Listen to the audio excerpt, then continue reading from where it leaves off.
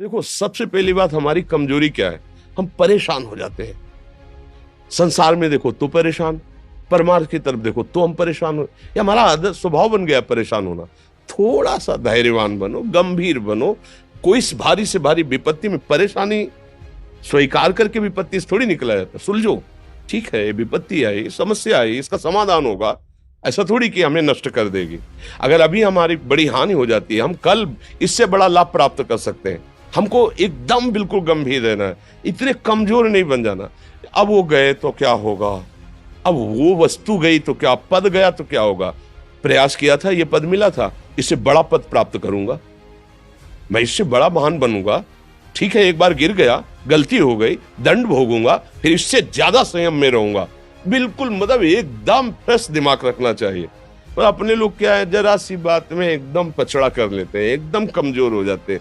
ये बिल्कुल ठीक नहीं है। हम जीवन भर की यात्रा की बात कह रहे हैं, भारी से भारी कष्ट में भी मुस्कुराना, तो हमें बल मिला है, हमें भगवान की कृपा का दर्शन हुआ है, हमें उनका दुलार दिखाई दिया है। अगर ऐसे तो भाग जाते, फिर परमार्थ में थोड़ी चलना होता है। आज जो आप सुन करके लाभ लेने की चेष्टा कर रहे हो ना, ये केवल प्रवचन नहीं है, ये जीवन है। अगर ये जिए ना होते ना तो ये इसका प्रभाव नहीं पड़ता, फिर वाणी का प्रभाव नहीं पड़ता। हम इसीलिए कहते हैं, जैसे आप लोग एकदम परेशान हो जाते हैं, जब बोलो क्या हमसे ज्यादा परेशानी होगी? दोनों किडनी खराब, दवाई लाने के लिए पैसे नहीं, पानी रखा है हम उठ के पी नहीं सकते, भीषण शरीर में कष्ट, भीषण बुखार, क्योंकि किडनी फेल, जरा में बुखार, खाने को क्या, रोटी मांग के लाओ। अगर वहां सब्जी मिलती है तो लाल मिर्च ऐसी पड़ के मिलती थी कि पा नहीं सकते थे। आप सोचो, पानी लाना है तो मुझे लाना है, पीना है तो मुझे पीना है। अगर मैं हारता तो कहां पहुंच जाता, क्या स्थिति होती? नहीं, मरना है। पर कदम पीछे, कोई दिन ऐसा नहीं जिस दिन सेवा ना की हो, जिस दिन सेवा ना गए हो। गुरु जी की सेवा में जाना है, पहले अपने को स्वस्थ साबित करना है, नहीं वो सेवा ही नहीं लेंगे। तुम बीमार हो, तुम कष्ट में हो, ऐसे उनकी दृष्टि परेशान थी। सेवा की, आके लेट गए। फिर हिम्मत की, अपनी श्री जी की सेवा की, मधुकरी नहीं गए, 3-3 4-4 दिन भोजन नहीं गए, पर सेवा नहीं छोड़ा, दिनचर्या नहीं छोड़ी। और उसका प्रधान कारण संयम, ब्रह्मचर्य, भगवत आश्रय, नाम जप, कभी हारने नहीं दिया। अभी भी थोड़ी देर बाद डायलिसिस शुरू हुआ। हारने, आपको हारे हुए नजर आ रहे हैं? शरीर में पीड़ा है, किडनी फेल है, ऐसा तो हम स्वस्थ बैठे हैं, पीड़ा है, बार बार प्यास लगती है, थोड़ा थोड़ा पानी मिलता है, लेकिन हम आनंदित हैं, हम प्रसन्न हैं। हम लड़ाई में हारे नहीं हैं, ना हारेंगे, हम जीत चुके हैं। हम अपने मालिक के भरोसे में अपना सब बात, तो वो ये हम अपनी बड़ाई नहीं बता रहे, हम आपको बता रहे समस्या। सोचो, तुम्हारे पास तो माँ है, भाई है, बहन है, परिवार है, कोई ना कोई तो है ना। मेरा किसी ने कभी जीवन में ध्यान भी नहीं दिया। क्यों?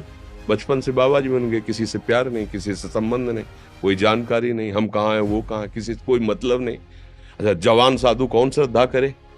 कभी गांव जाने की हिम्मत नहीं पड़ती कि रोटी मांग ले, पता नहीं लोग क्या सोचेंगे, क्या भावना कर ले। हम दरवाजे पे खड़े हैं, क्या कैसी भाव, जो हमारे सामने आकाश वृत्ति से आया यौवन अवस्था में, वही पाया, अन्यथा भूखे रह गए।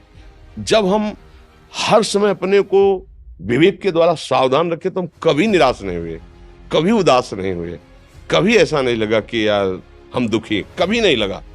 उसी का फल है कि उस सुख का संकेत मिल गया जहां दुख की निशानी भी नहीं। वही उसी के बच्चे हो, हम सब उसी धातु से बने हुए हैं। हम इतना क्यों परेशान हो जाते हैं? हम ये देखते हैं अपने लोग, थोड़ी बात बिगड़ गई परेशान, नहीं बिगड़ी तो बिगड़ जाने की संभावना में परेशान है।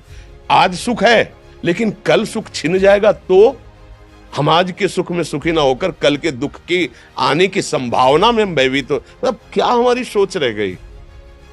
हमको इतना बलवान बनना है कि सुख और दुख दोनों हमको छू न सके। भारी से भारी सुख की व्यवस्था है तो अहंकार नहीं, हर्षित होकर किसी का अपमान न करे कि हम धनी, हम पदाधिकारी, अमुक। भारी से भारी दुख आया तो हमें किसी के सहयोग की जरूरत नहीं, हम फिर अपने कदम बढ़ाएंगे, हम फिर जुड़ी हुई अपनी भावनाओं को सजाएंगे।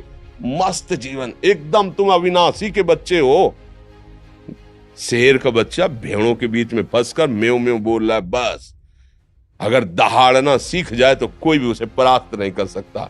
ऐसे भगवद अंश, तू प्रपंच में फंसकर अपने को इतना दीन क्यों देख रहा है? तू ऐसा है कि भगवान के दिव्यास्त्र में भी ताकत नहीं तेरे को मार सके। तू अविनाशी का अविनाशी बच्चा है। विनाशी भोगों को, विनाशी शरीर को मैं मान के इतना भयभीत, इतना दुख ठीक नहीं। ये सबके लिए, केवल एक के लिए नहीं। आप समझो, आप लोग सोचते हैं हम गृहस्थ होकर भला ऐसी स्थिति कैसे। जनक जी सुखदेव जी के गुरु हैं और राजा हैं, महल है, रानियां हैं, नौकर है, चाकर। क्या सुखदेव जी जिनके शरीर में लंगोटी भी नहीं है, दिगंबर, परमहंस, परमहंस के गुरु हैं जनक जी जो राजा हैं। समझो, आप ऐसा ना सोचे कि हम नौकरी कर रहे हैं, हम संसार में, हम गृहस्थ हैं, हम आध्यात्मिक की ऊंचाई पर नहीं चढ़ सकते। नहीं, आप एक सरकारी नौकरी या आप किसानी या व्यापार करते हुए आप एक अध्यात्म की ऊंचाई में चढ़ सकते हैं। और अध्यात्म ही है जो तुम्हें इस माया के दुख सुख से ऊपर उठा सकता है। दूसरा, चाहे जितनी संपत्ति आ जाए, आप सुखी नहीं हो सकते। सब देख लो, आंख खोल के देख लो। अध्यात्म ही है जो तुम्हें हर कष्ट सहकर मुस्कुराकर जीने का रास्ता बता देगा कि आप आनंदित हो जाओगे। कुछ नहीं बिगड़ा। अध्यात्म है तो कुछ नहीं बिगड़ा, अध्यात्म नहीं है तो कुछ नहीं बना, कुछ हाथ नहीं लगने वाला।